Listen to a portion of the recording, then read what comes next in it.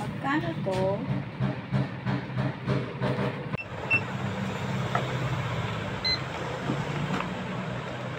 Bali, 100 yung anim.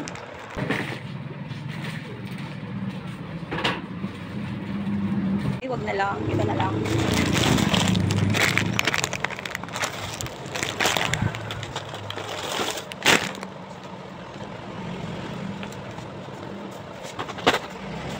Yan lang.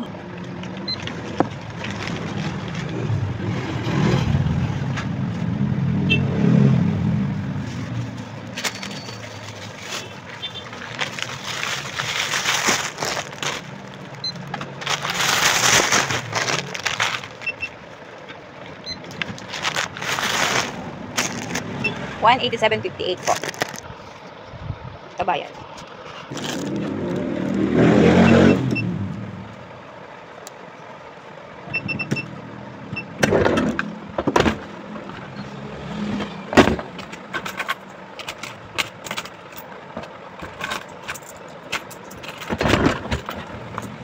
Ito po yung change. Thank you. Tapos, wala na. Ayoko na rin ako babalik niyan. Hi, buhay.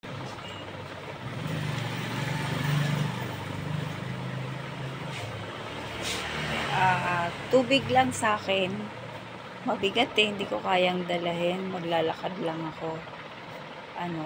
24. Sige po. Ilang piraso? 24. Sige po. Igagaya ko lang. 168 po. Sige, yan lang at hindi ko kayang magbuhat.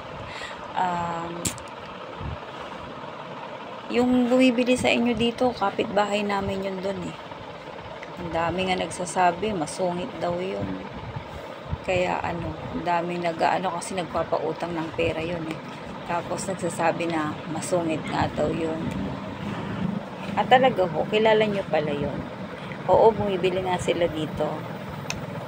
Magkakilala pala kayo. Oo, maraming nasusungitan doon. Kasi pagka nakahiram ka ng pera sa kanya, pagka kinukuha din agad, tapos nagagalit. Nagagalit talaga pagka hindi isang araw lang na hindi makabayad yun ang utang sa kanya. Ako, saksakan ng grabing makapagsalita. Ay, ganun po ba? Sige 168 na lang po yung tubig. Pa-plastic ko na lang po.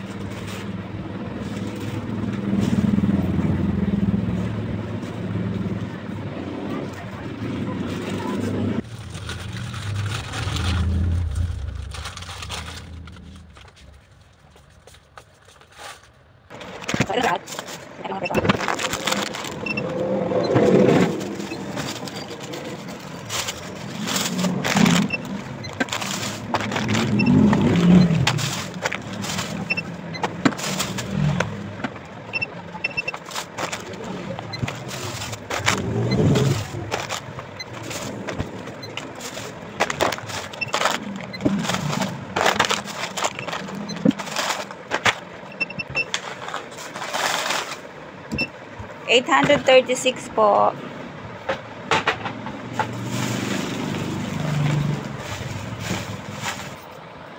Ay, 500 lang tong pera ko eh. Pwedeng ibabalik ko na lang mamaya o kaya dadaan ko na lang mamaya o kaya bukas. Sa Prado lang naman ako eh. Babalik ko na lang din sa'yo. Malapit lang naman. Promise ah, laki-laking halaga nun. 300 plus din yun. 336 din yun. Dapat ibabalik nyo talaga sa akin. O kaya bawasan na lang natin tong paninda nyo. Sige na, ibabalik ko na lang. Mamaya, ibabalik ko din mamaya. Kukuha lang ako ng pera sa bahay. Sige ibabalik nyo to mamaya. Babalik nyo kaya bukas. Babalik nyo mamaya o kaya bukas. So, eto, 336 po ang kulang ninyo. Pakibalik po. Dahil, wala akong tutubuin dyan. Hintayin ko pagbabalik nyo. 2,000 years later. Hay nako. Wala pa rin si Lola. Hindi na ibinalik ang kulang. Kita nyo? Nabudol-budol na naman ako ng 300 plus. Hindi na ibinalik.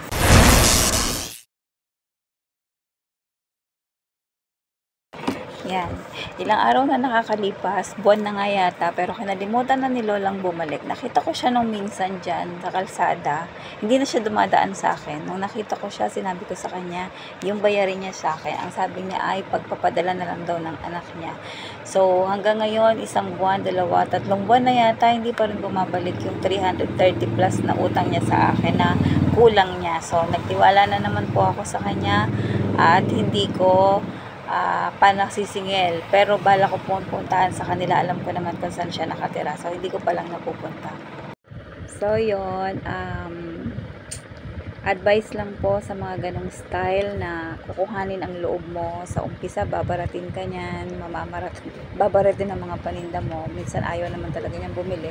Pero kukuhanin talaga ang loob nyo. Tapos, ayan, may pamarites effect pa yan. Tapos, kukuhanin niya ang loob nyo. Tapos, sa susunod, ayan, kukuha na yan, mangungutang na yan. Or, ayan, katulad nga nun, ibabalik na lang daw. Pero, ayun, hindi na nagpakita. Wala na talaga. Ewan kung nasaan na siya. So, good luck sa kanya. At, pupuntahan ko siya doon. Makikita niya kung anong hinahanap niya. So, yan. Ingat po tayo sa at tayong mga tindera dahil marami po talagang mambubudol. So, yung pong lahat na minamili niya sa akin, kung sumahin ko, yung kinuha niya sa akin na paninda na hindi niya ibinalik, so kulang pa po yung tinubo ko sa kanya. So, ganun po. So, paano nyo naman maiiwasan ng tindera na hindi na magtiwala sa mga customer? Kung ganyan naman pong klase ng mga customer ang makakaharap namin, hindi lang 1, 2, 3 araw-araw po may mga ganyang klase. So, pasensyahan nyo na rin po kung masungit ang mga tindera minsan kung kahit sa piso ay ayaw na kayong pagbigyan.